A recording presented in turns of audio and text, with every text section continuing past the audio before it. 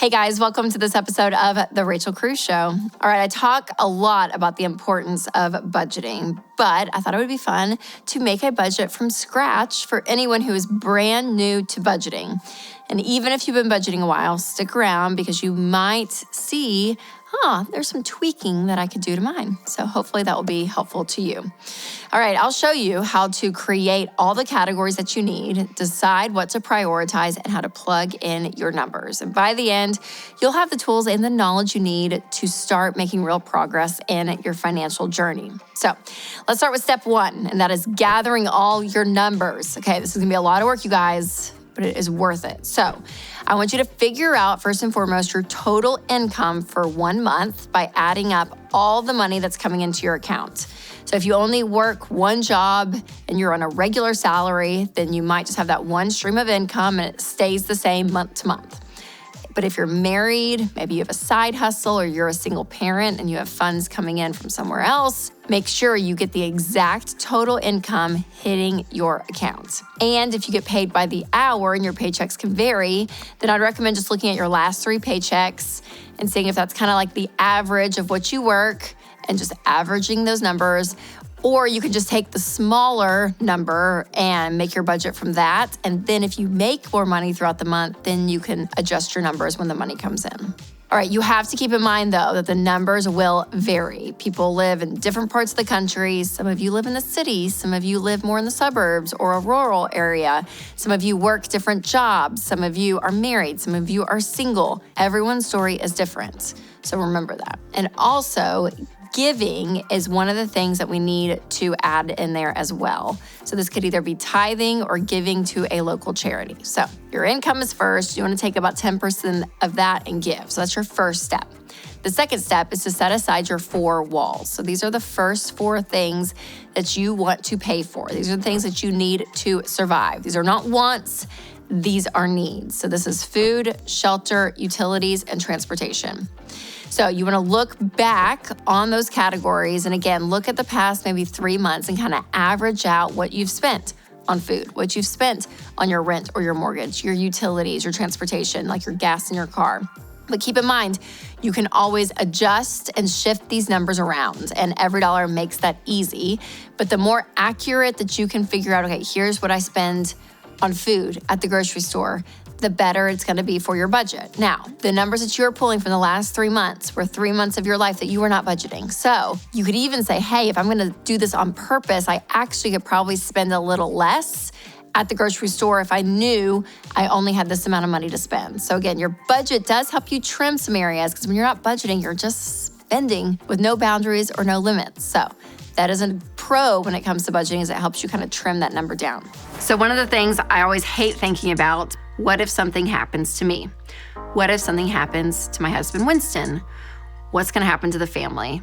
There is a great solution, you guys, that really takes that part of worrying and stress and the not good feeling, kind of puts it at ease. And that is term life insurance. And Winston and I personally use Xander Insurance. And they're the best. They make the whole process, you guys, so easy. You give them your information and they go and they shop the top-rated companies for the best policy for you and your family's needs. So no one should go without term life insurance. So go check out Xander Insurance. Just go to xander.com to make sure that your family's future is taken care of. All right, step number 3 when it comes to your budget is to look at some of your other monthly expenses. So if you have debt, that's gonna be your next priority. You wanna make sure that you are current on all of your debt. And then I do want you to start working to pay off your debt. And we teach the debt snowball, and that's where you list out all of your debts, smallest to largest, regardless of the interest rate, pay minimum payments on everything, and attack the smallest debt first.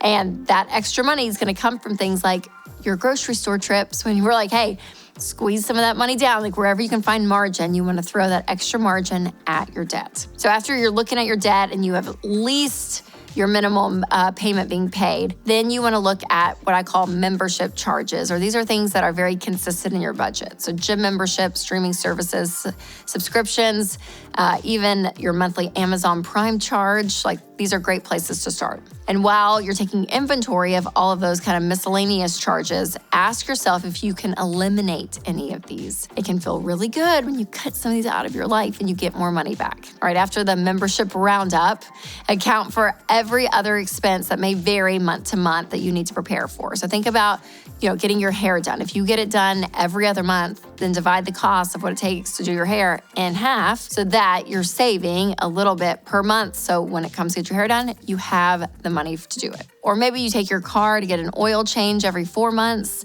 then divide that by 4 and add that number to your monthly budget. And when you feel like you've covered all your bases, then I still like to add in a miscellaneous category for a little cushion because, listen, unexpected things are gonna pop up in life with your kids. Stuff is gonna happen and you need a place to pull from in your budget. And the miscellaneous category is the best catch-all category. Step number 4 when it comes to your budget is saving money. So if you're on baby step 1 and that's saving $1,000, this is where this comes in. You're gonna see all the things that you've cut out of your budget, take that extra money to save that $1,000. Now, if you're out of debt and you're saving up your emergency fund for baby step 3, your fully funded emergency fund, then again, the savings goes into that. And you say, okay, let's put all of our money we can to save up 3 to 6 months of expenses. Finally, step number 5 is to make sure that you end with a zero-based budget. So this means your income coming in minus all of your expenses, including some giving and saving, should equal 0. So every single dollar has a job. When you put your income, when it hits your account, you're able to say, okay, this is exactly where every single dollar is going. And it's great because sometimes, again, you can go category to category and say, okay, I have to shrink this category to get to 0. Or maybe you had extra. That's always a gift. When you do your every dollar budget, you're like, oh, I have some extra up here. Then let's put it somewhere. So again, it takes a little bit of time to get that 0 at the bottom. Now, this is not 0 in your checking account, okay? This is 0 on your budget, that your income minus all those expenses, giving and saving, equals 0. So every dollar has a name. And don't be surprised if this takes you a few months to get the hang of it. Usually it's about 90 days. It's 3 months to get your budget to work. So give it time, have an open mind, and keep adjusting those categories as needed. So once you do this, you guys, and you get the hang of it, you're gonna really feel what it means to be in control of your money. And I'm telling you, even if it's hard, keep at it because you're gonna learn some really valuable stuff as you work this budgeting process.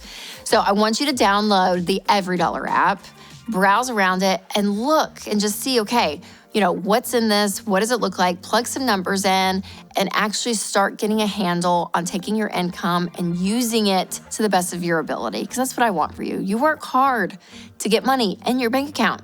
You work hard for your income and you want it to go as far as possible, and a budget helps you do that. All right, send this video to a friend who may need a little encouragement when it comes to budgeting. And remember, you guys, to take control of your money and create a life you love.